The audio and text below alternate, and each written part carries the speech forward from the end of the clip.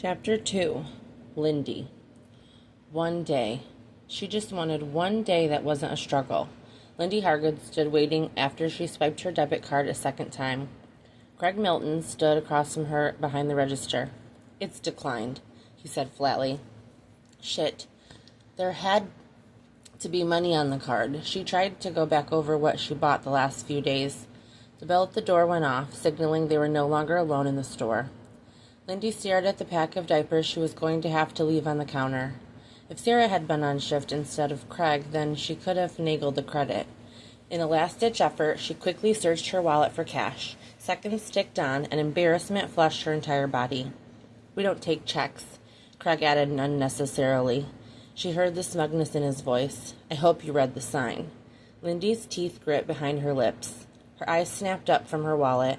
Craig was looking over her shoulder, and Lyndie knew without turning that someone was standing behind her. 15 on the pump. A deep voice filled the space behind her, and she saw a large tattooed hand place a bill on the counter. Craig nodded, and she heard heavy footsteps, then the bell, signaling that he'd left.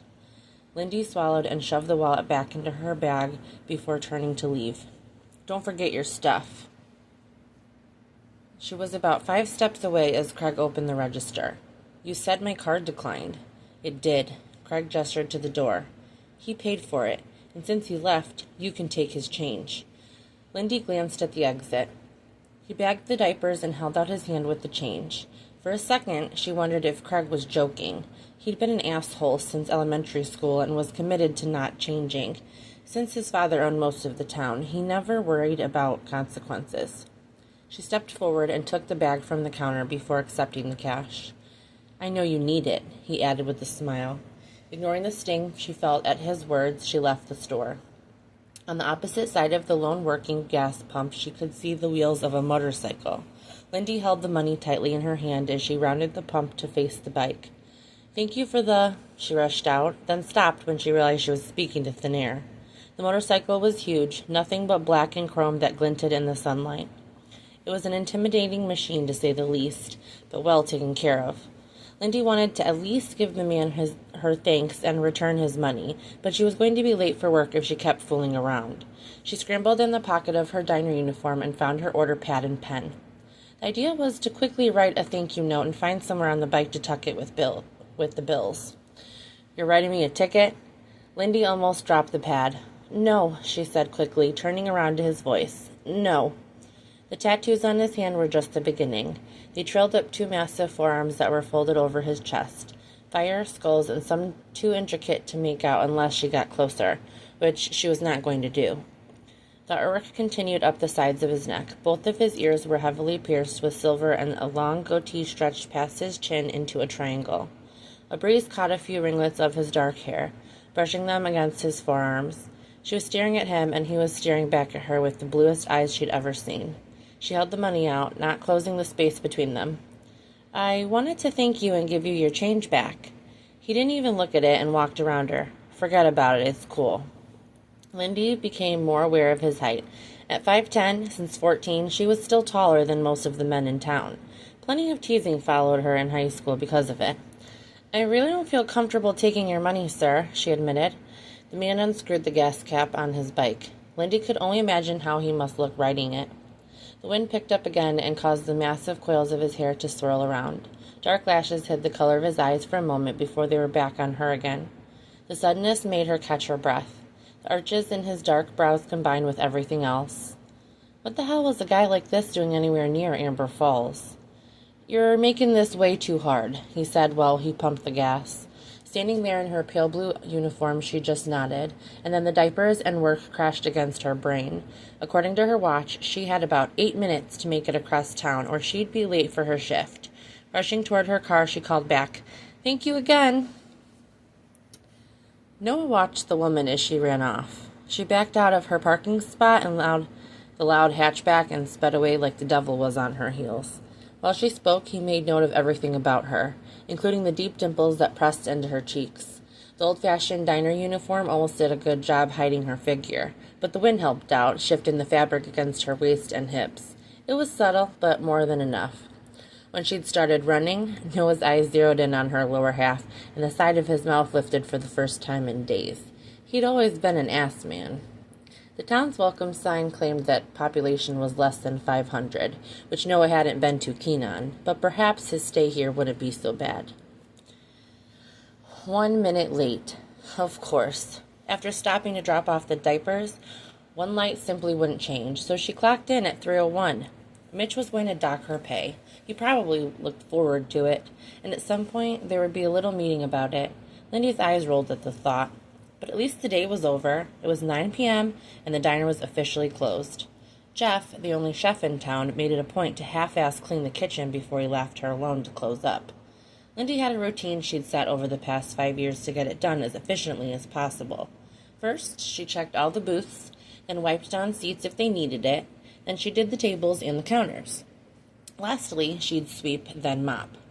It wasn't so bad since the place was so small, but it was still the busiest spot in town in the mornings and evenings. Jeff was lazy, but the man was magic in the kitchen. Lyndie did a quick restock of the napkins before going to the register. The diner's front door opened and boisterous laughter interrupted the peace. Mitch's stomach pushed through the door before he did. A renal transplant, Mitch had lived in Amber Falls around 6 years. He bought the diner after the previous owner, Nick Priestley, died. Lyndie had been his second hire after Jeff. "Evening, sir," she said quietly, not sure if he heard her. Lyndie, hey, darlin', how you doin'?" He pointed at her with a meaty hand. Mitch Regatta was a short, thick man with an even thicker New York accent. All his weight settled in his upper body and gut. He was balding, but groomed his ponytail within an inch of its life and never ran out of short-sleeved silk designer shirts. "I'm fine. Would you like coffee?" she offered, despite not wanting to make it. "Sure, sweetheart, why not? How was the take today?" Lyndie checked to see if there was just enough water in the coffee maker to make him a quick cup. "Why didn't you make that, too? Man, I'm starving. Any leftovers?" The man Mitch had come in with added. Lyndie had grabbed a paper cup and lid to prepare her boss's coffee when she almost crushed it in her hand. Her knuckles grew rigid, resisting the urge. "The kitchen's closed when Jeff's gone," Mitch said to her relief. "The sheriff can't get a little grub?" Lyndie felt a knot in her stomach. She'd been on autopilot for most of the day and just wanted to get home. "Coffee's what I got." Lyndie kept her back turned to them as she filled the cup while Mitch spoke. "Her shift's up. I'm not paying for overtime." Lyndie put a lid on the cup and placed it on the table in front of her boss. "I just needed to cash out the register." "No need. I'll take care of it. You can head out." "No coffee for me?" Will was in full uniform, staring at her. Lyndie didn't let her gaze move up past his tie. "Here." Mitch slid the cup over to him. "Have mine." No. Will set the coffee back in front of Mitch. "That's your coffee. I want Lyndie to make me a cup." Lyndie felt her face heat. "That was the last of the water," she answered, hoping Mitch's notorious cheapness would kick in and she'd be saved. "Make him a cup, Lyndie. It's fine." Without another word, Lyndie did as instructed, prepared and served Will the coffee while he made small talk with Mitch. Halfway to her car, she heard the diner door open and close. She sped up her steps. "Lyndie," his deep voice stopped her. When she turned, he was approaching the trunk of the hatchback, eyeing her. He'd taken off his hat so that his low, dark brown hair wisped around his temples. Everything about him, his appearance, was neat and clean, just like his attitude. He always knew exactly what to say to people. Tall, with a square jaw, in or out of uniform, he appeared to be a Disney prince to come to life, and everyone in town treated him as such. "Yes," she answered flatly. "Heard you had an issue today up at Langley's." She somehow kept from rolling her eyes. Of course he'd find out about that.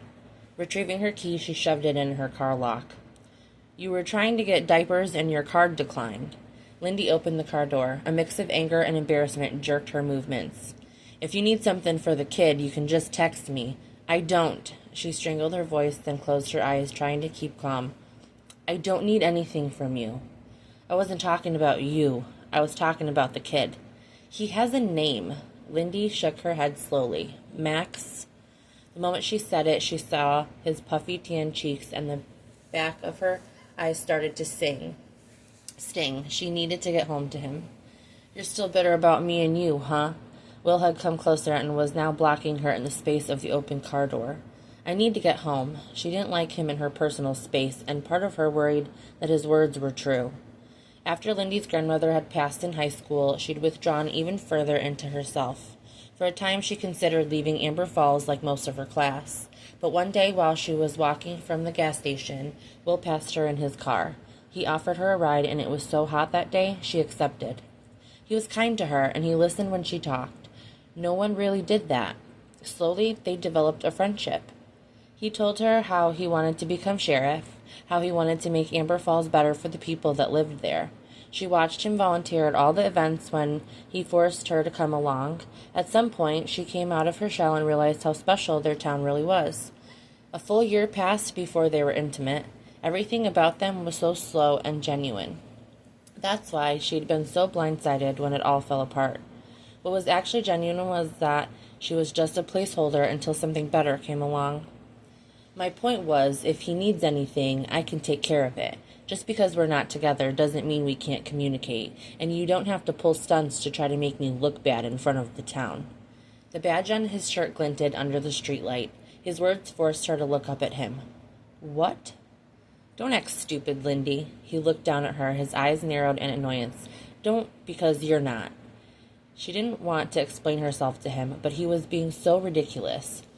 I needed the diapers for Max. I didn't know the account was overdrawn.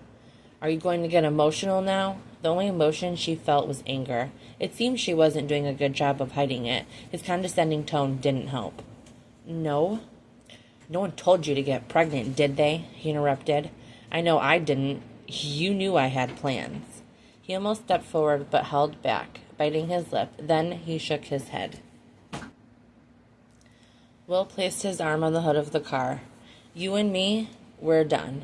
I get that you're hurt by it, but I'm not tolerating any games. You had that kid to trap me, and it didn't work. He leaned in closer to her. It's never going to work. His eyes were dark moss green, but as he spoke, they carried no color. Lyndie stared into their darkness, trying to keep her mouth from gaping. He had looked down on her in another kind of way under the stars in the back of his truck. God, Lyndie, he'd said, thrusting deep into her, I'm going to come in you so hard, baby. Their cries rose up to the sky that night, miles away from town. It was the night Max was conceived. Trap? That kid?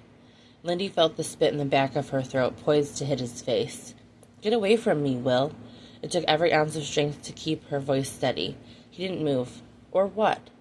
Her right hand tightened into a fist at her side until her nails dug into her palm. But what was she going to do to hit him? He deserved it, there was no doubt. But he was the sheriff. Outside of Hugh Langley, he had the most power in their small town. He could easily make her life hell if he wanted to. The best thing she could do for herself and her baby was to keep her head low and stay out of his way. I'm not playing any games, Will, and I don't want you. That's the truth. Will straightened, blowing out a breath. No, the truth is, all I have to do is push you on your back in that seat, and you'll gladly open your legs for me, just like you used to. He tapped the top of the car twice. You make sure you cut the bullshit. Then he raised his voice as Mitch came out of the diner. And have a nice night.